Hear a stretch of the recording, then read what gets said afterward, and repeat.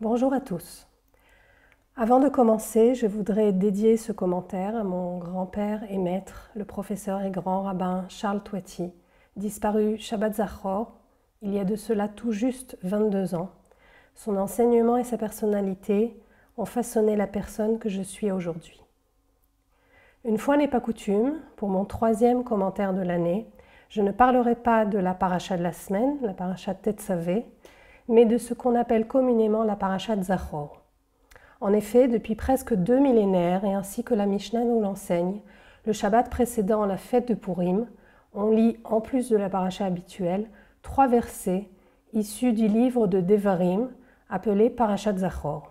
Les voici au chapitre 25 de Devarim. Souviens-toi de ce que t'a fait Amalek lors de votre voyage au sortir de l'Égypte. Comme il t'a surpris chemin faisant et s'est jeté sur tous tes traînards par derrière. Tu étais alors fatigué, à bout de force, et lui ne craignait pas Dieu. Aussi, lorsque l'Éternel ton Dieu t'aura débarrassé de tous tes ennemis d'alentour, dans le pays qu'il te donne en héritage pour le posséder, tu effaceras la mémoire d'Amalek de dessous le ciel, ne l'oublie point.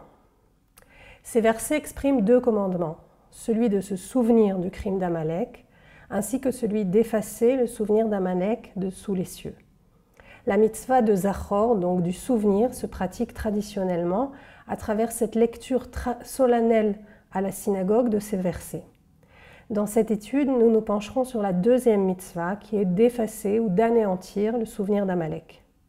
L'usage veut que la Haftara c'est le passage des prophètes qu'on lit à la suite de la lecture de la Torah le Shabbat matin, donc la Haftara qui est lue après la Parashat Zachor, et le passage dans le premier livre de Samuel qui relate l'ordre donné par le prophète Samuel au roi Shaoul, d'éradiquer complètement le peuple d'Amalek, ainsi que la faillite de Shaoul dans ce commandement, puisque Shaoul épargne le bétail et le roi Agag. C'est ce qui amènera d'ailleurs Dieu à punir Shaoul en détournant la royauté de sa descendance au profit de David et de sa dynastie. La raison pour laquelle ces versets sont lus juste avant Purim est que traditionnellement, l'histoire de Purim est associée à celle d'Amalek, puisque Aman s'apparente à Amalek, d'abord par sa volonté d'anéantir le peuple d'Israël, y compris les plus faibles d'entre eux, mais aussi parce que la Megillat Esther appelle Aman le Agagi, qu'on pourrait comprendre comme descendant de Agag, ce roi d'Amalek qui avait été épargné par Shaoul. Mais aussi parce que dans la Megillah, Mordechai est désigné comme Ben Kish, fils de Kish, tout comme le roi Shaoul qui est aussi Ben Kish.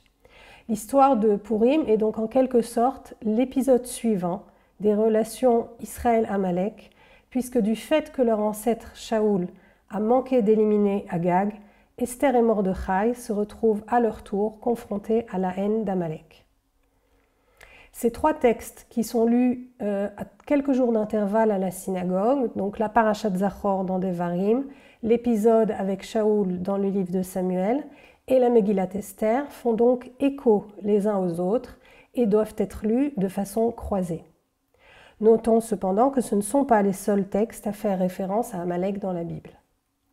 Avant de continuer et d'entamer notre étude, je voudrais dire que je suis consciente de combien il est périlleux de s'attaquer à un tel sujet en une telle période.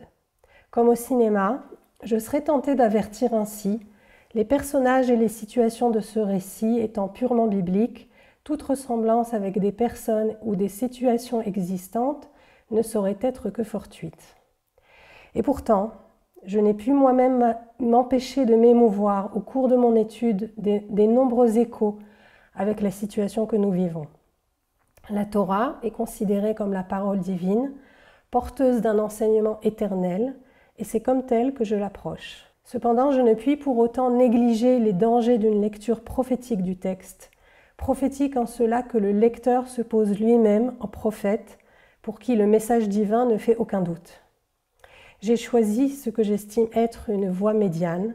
Je laisse à la sensibilité de chacun le soin d'établir ce qui dans les textes lui semble un retentissement du présent, Pour autant, je ne me défends pas d'avoir été guidée par ce que ce texte me dit à moi, femme juive, israélienne, moi qui l'écouterai lu solennellement à la synagogue, quelques jours à peine après que nous soient rendus les corps d'hommes, de femmes, de bébés et de vieillards, kidnappés par nos ennemis.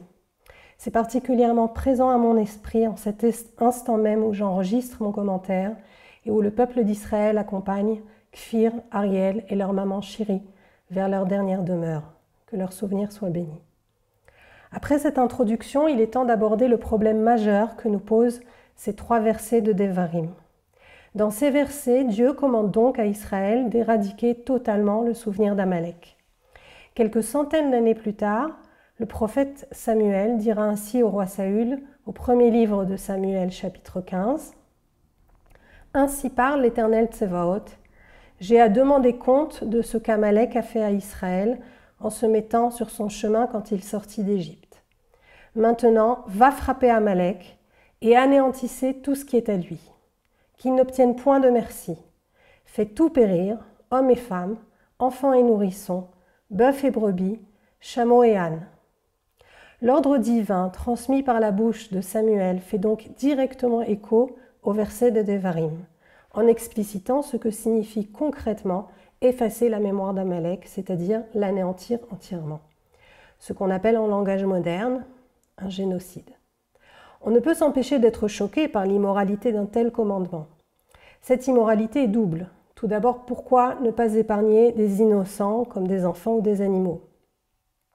Ensuite, le commandement divin de Devarim, qui est la base sur laquelle se fonde le prophète Shmuel, est intemporel, c'est-à-dire qu'il est destiné à être observé par Israël en tout temps. Comment comprendre que la postérité d'Amalek subisse la vengeance d'Israël à tout jamais pour les crimes qu'ont commis leurs ancêtres? Il est donc indéniable qu'un tel commandement va à l'encontre, apparemment, de la morale humaine. Est-ce à dire que certains êtres vivants ne mériteraient pas d'être traités avec justice? C'est le cas par exemple du règne animal. La morale commune, la morale humaine, n'interdit pas à l'homme de faire usage des animaux en les tuant, ni de les éliminer si leur présence est jugée indésirable. Ce qui justifie ce traitement du règne animal est le fait que les animaux eux-mêmes sont incapables de concevoir la justice. Comme ils sont dépourvus du concept de justice, nous ne sommes pas tenus de les traiter justement, même si nous devons nous garder de toute cruauté gratuite à leur égard. Du coup, pourrait-on affirmer que nous pourrions avoir une telle attitude à l'égard d'êtres humains tels qu'Amalek? Peut-on considérer qu'Amalek est dépourvu de justice et c'est ce qui justifie son élimination pure et simple? Non, pour la simple et bonne raison que si nous ne considérons pas Amalek capable de justice, alors il n'est pas responsable non plus des crimes dont on l'accuse. Et il est impossible de lui en faire le reproche. De la même façon qu'on ne peut reprocher par exemple au lion d'avoir déchiqueté une antilope. Amalek mérite donc notre justice. Mais alors comment comprendre le commandement divin de l'éradiquer? Est-ce que cette mitzvah pourrait se justifier par la nécessité de sauver nos propres vies en éliminant Amalek? La halakha interdit de tuer une personne pour sauver sa propre vie. Mais elle fait exception des cas où cette personne ou ce groupe de personnes serait coupable d'une injustice. Par exemple, lors d'une guerre, si l'ennemi a une responsabilité dans cette guerre, la halakha autorise à sacrifier des vies innocentes pour permettre sa propre défense. Cependant, un tel critère ne peut être appliqué s'il n'y a pas de danger immédiat.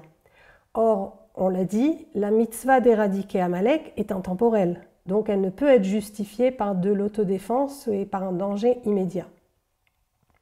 On pourrait arguer que nos capacités humaines d'évaluer le danger à venir, enfin le danger potentiel que représente Amalek, sont limitées. Or Dieu est omniscient, ce commandement pourrait donc être justifié par de l'autodéfense de menaces à venir, de menaces potentielles de la part d'Amalek que seul Dieu connaîtrait.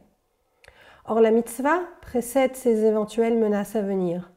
Elle ne peut donc en aucun cas découler de celle-ci. Les chercheurs israéliens Avi Sagi et Daniel Statman ont étudié en profondeur la relation entre religion et morale dans le judaïsme et en distingue deux types.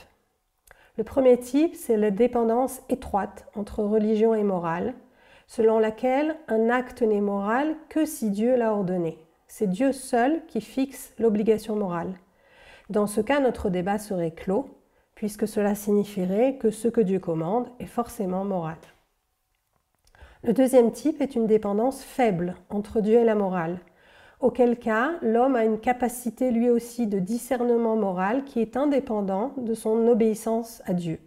C'est-à-dire qu'un homme ne doit pas être nécessairement obéissant à Dieu pour être moral. Dans le dilemme de Tifron, Platon a rejeté le premier type de dépendance étroite. Pour lui, le bien est une réalité objective et intelligible que l'on peut découvrir par la raison. Si ce n'était pas le cas, cela signifierait que la morale est arbitraire, puisqu'elle ne reposerait que sur la volonté divine, sans fondement rationnel. Dans son article sur la mitzvah d'éradiquer Amalek, le Rav Medan rejette lui aussi totalement cette théorie de dépendance étroite. Le Rav Yaakov Medan est à la tête de la yeshiva de Har Etzion, est considéré comme un penseur intellectuel majeur qui intervient sur des sujets concernant la société israélienne. Pour Sagi, Dieu et l'homme appartiennent à une communauté morale et sont soumis pareillement à la morale. Le Rav Medan approfondit cette idée de Sagi de la manière suivante. Le bien est tel parce que Dieu le veut, mais l'homme a été créé à son image et cette ressemblance de l'homme avec Dieu consiste en ce qu'on nomme communément la conscience. Nous en revenons donc à notre questionnement premier. Comment se fait-il que Dieu nous commande des actions que notre conscience nous interdit? À présent, penchons-nous sur ce que disent les textes rabbiniques de ce problème.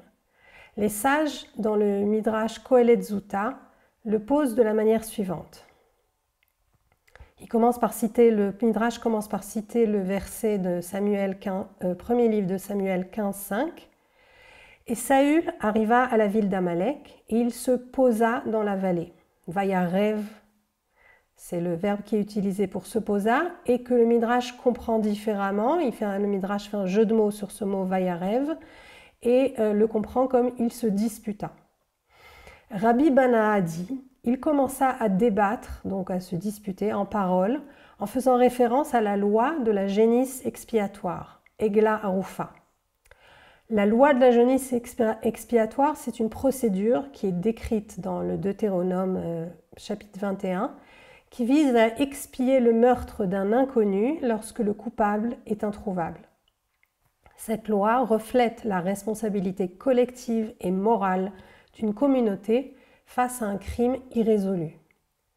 Je reviens au Midrash. Donc Saül dit devant Dieu: Maître du monde, celui-ci, l'Amalécite, doit être tué, et celle-là, la génisse, donc la Egla Arufa, doit être mise à mort pour expier un meurtre non résolu. Cela a-t-il du sens? Donc Shaoul confronte ici la loi de la génisse expiatoire qui sacrifie un animal dans l'objectif de rappeler à la société que l'ordre social repose sur la justice, sur la responsabilité collective et l'expiation du sang innocent, et d'autre part, le commandement divin de tuer tous les Amalécites. Je reviens au Midrash. Les sages disent: ils débattaient contre le Saint béni soit-il et disaient: Maître du monde, voici ce que Samuel m'a ordonné. Va et frappe Amalek et détruis-les entièrement. Mais si un homme a péché, qu'a fait le bétail pour mériter la destruction? Une voix céleste sortit et déclara: Ne sois pas trop juste. C'est une citation d'un verset de Kohelet, l'Ecclésiaste, au chapitre 16. Ne sois pas trop juste, dit le Midrash, c'est-à-dire ne sois pas plus juste que ton Créateur. Le Midrash apporte un enseignement supplémentaire. Resh Lakish dit: Quiconque fait preuve de miséricorde envers les cruels finit par devenir cruel envers les miséricordieux. D'où le savons-nous? De Saül. Il est écrit ici: Saül et le Dieu eurent pitié, c'est-à-dire en épargnant le roi Agag et le bétail d'Amalek. Et là-bas, concernant Nov et la ville des prêtres, il est dit: il frappa Nov, la ville des prêtres. C'est-à-dire qu'il ne fit preuve d'aucune pitié envers les justes. Le Midrash ici pose donc par la bouche de Shaoul le dilemme moral du commandement édicté par le prophète Shmuel. La conscience et la raison humaine qui ne peuvent accepter que des innocents, en l'occurrence les animaux, soient traités pour des crimes qu'ils n'ont pas commis. Mais aussi ce qui semble une incohérence divine. D'un côté, la Torah nous enseigne la justice, comme le montre l'exemple de la Egla Harufa, de la génisse expiatoire, et d'un autre, Dieu ordonne à Shaoul, d'anéantir Amalek. La réponse est en deux parties. La voix céleste qui dit « Ne sois pas plus juste que ton Créateur », ce qui nous ramène à la théorie de dépendance étroite entre la morale et le divin. La justice, selon cette réponse, découle bien donc de Dieu lui-même. En somme, la voix céleste dit « Ne sois pas plus royaliste que le roi ». Il y aurait donc des limites à la justice. La deuxième partie de la réponse souligne l'incohérence de Shaoul, qui plus tard sera responsable lui-même du massacre des prêtres de Nov dans sa guerre contre David. Selon Resh Lakish, être miséricordieux avec des personnes cruelles revient à être cruel avec des personnes miséricordieuses. À mon humble avis, la réponse de Resh Lakish vient en réalité compléter celle de la voix céleste. La voix céleste dit qu'il ne faut pas exagérer avec la justice, qu'il y a des limites à poser. Et Resh Lakish nous explique quelles sont ces limites et pourquoi. La pitié, la miséricorde doivent être dirigées à bon escient, c'est-à-dire envers ceux capables eux-mêmes de miséricorde. L'expérience humaine nous apprend en effet que faire preuve d'humanisme excessif envers les personnes totalement dépourvues d'humanisme finit forcément par se retourner contre nous. Pour autant, le Midrash ne donne pas de réponse qui justifierait l'éradication des innocents d'Amalek. Les sages ne se contentent d'adresser une réponse qui porte sur les actions et la personne de Shaoul, et non pas sur le fond de la question qui reste entière. La halakha résout la question de manière à la fois efficace et terre-à-terre. Examinons comment. À de nombreuses reprises dans le Talmud apparaît la phrase suivante. Sancheriv est arrivé et a mélangé toutes les nations. Sancheriv, c'est le fameux grand roi qui monta sur le trône de l'empire assyrien en 705 avant l'ère chrétienne. Sancheriv était particulièrement connu pour ses campagnes militaires, dont les victoires se soldaient par des déportations massives. C'est à ces déportations que fait référence cette phrase talmudique. Du fait de ces déportations, les peuples se sont donc mélangés. Cependant, il ne s'agit pas pour le Talmud d'un simple témoignage historique, mais ni plus ni moins d'un principe dont les répercussions sont très concrètes. Car si Sancheriv va mélanger tous les peuples, cela signifie qu'il n'est plus possible de déterminer précisément qui est qui. En l'occurrence, et c'est le contexte du Talmud, qui est Ammon et qui est Moab. Et dans notre cas, qui est Amalek. Du coup, les lois concernant ces peuples ne sont plus applicables. On peut considérer qu'il s'agit d'un moyen génial de se débarrasser définitivement du problème et des risques et des dérives de cette mitzvah. Pour autant, si le problème pratique est réglé et que grâce à Sancheriv, nous ne sommes plus en mesure d'anéantir Amalek, la question éthique demeure. Une autre façon d'approcher cette question est de demander ce qu'a fait Amalek de si terrible pour mériter une telle punition ou vengeance. Nachmanide, le Ramban, rabbin catalan du XIIIe siècle, explique que le crime le plus grave d'Amalek est de s'être attaqué au règne divin. Ce commentaire porte non pas sur le passage de Devarim, mais sur celui de l'Exode, Shemot, qui relate l'attaque d'Amalek sur Israël. Moshe conclut alors, après la victoire d'Israël sur Amalek, « Puisque sa main s'attaque au trône de l'Éternel, guerre à Amalek de par l'Éternel, de génération en génération. » C'est donc ce verset, ainsi que celui de Devarim qui mentionne qu'Amalek ne craignait pas Dieu, qui font dire à Nachmanide qu'Amalek s'est mis en guerre contre Dieu lui-même, ce qui explique la sévérité de sa punition. De nombreux exégètes et rabbins à travers l'histoire ont adopté une approche symbolique d'Amalek. Et c'est souvent, et particulièrement dans la période sombre que nous traversons, l'approche la plus populaire. Selon cette approche, Amalek symboliserait le mal absolu, et ce pour plusieurs raisons que soulignent les exégètes.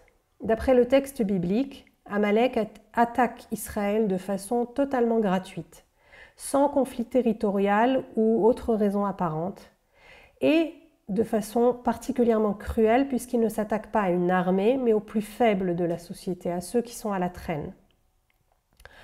Amalek contrevient donc à ce qu'on appelle en latin ius ad bellum, le droit de faire la guerre, ainsi que ius in bello, le droit de la guerre. D'autres textes concernant Amalek nous montrent le même mode d'action. Amalek se garde bien d'attaquer de front l'armée d'Israël et de se confronter à des soldats bien entraînés. Amalek préfère frapper par surprise des populations faibles et moins bien protégées.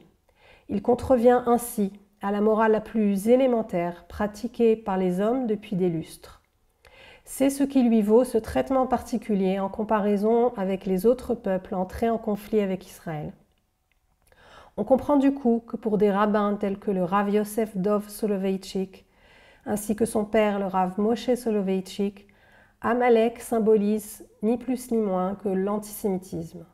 Amalek, à travers l'histoire, symboliserait la haine du juif, la haine gratuite d'hier et d'aujourd'hui. Selon cette approche, Amalek ne désigne pas un peuple donné, ni une ascendance, mais une façon d'agir, un comportement. Si Amalek est l'incarnation du mal, on comprend que son éradication soit nécessaire. Se souvenir d'Amalek revient donc à se souvenir de l'existence du mal, à le regarder en face. Ne pas l'oublier est nécessaire pour notre survie. Le Rav Medan apporte une autre explication qui m'a paru assez convaincante. Dans le livre de l'Exode, Shemot, au chapitre 34, la Torah énumère 13 attributs divins, parmi lesquels celui-ci. Il conserve sa faveur à la 1000e génération. Il supporte le crime, la rébellion, la faute, mais il ne les absout point.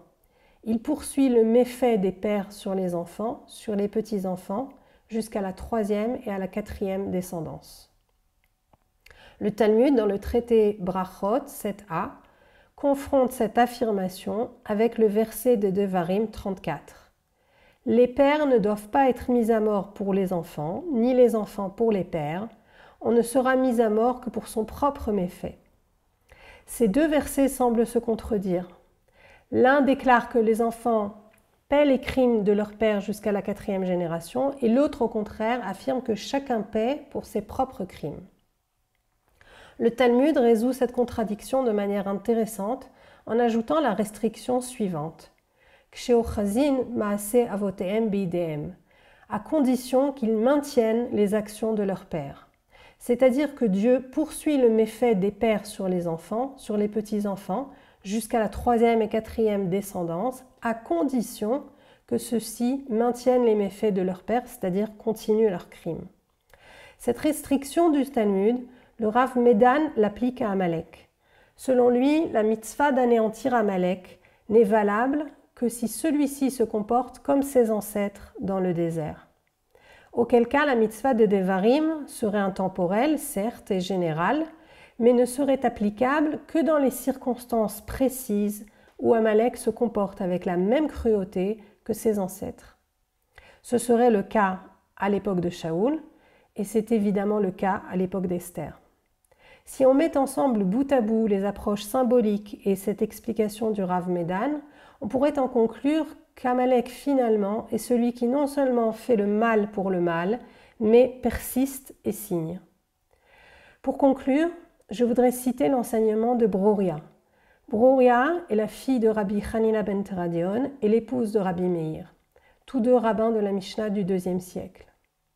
Ce qui est exceptionnel dans son personnage, c'est qu'elle est l'unique femme dont le Talmud nous livre un enseignement. Le traité de Brachot 10a rapporte l'histoire suivante. Rabbi Meir était irrité par des bandits qui troublaient la paix dans son voisinage. Il envisageait de prier pour leur mort, se fondant sur le verset des psaumes 104-35 « Itamu chataim min haaretz oroshaim odeinam » que les pécheurs disparaissent de la terre, que les méchants ne soient plus. C'est la traduction du rabbinat.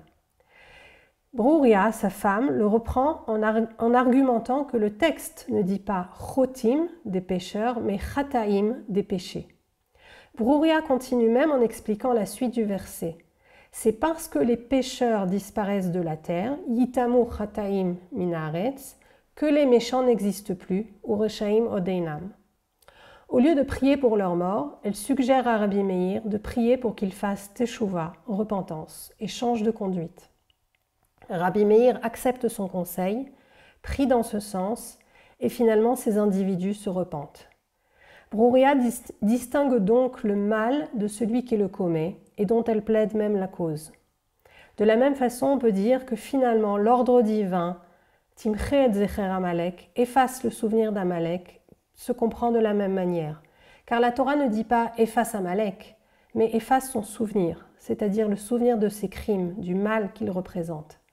Si à certaines époques, comme celle de Purim, cela revient à anéantir les criminels eux-mêmes, cette obligation intemporelle de Parashat Zachor porte sur le Zecher Amalek et non pas sur Amalek lui-même. Le Rav Medan rapporte ce très beau passage du Rav Avraham Yitzhak Cohen Cook, le maître et penseur du sionisme religieux qui vécut à la fin du 19e et au début du 20e siècle. Je cite « La vertu de l'amour qui réside dans l'âme des justes englobe toutes les créatures, sans en exclure aucune, aucun peuple ni aucune langue. Même Amalek n'est effacé que sous les cieux, mitachat la shamaim, mais par la purification, il s'élève vers la racine du bien qui est au-delà des cieux, et tout s'intègre dans l'amour suprême.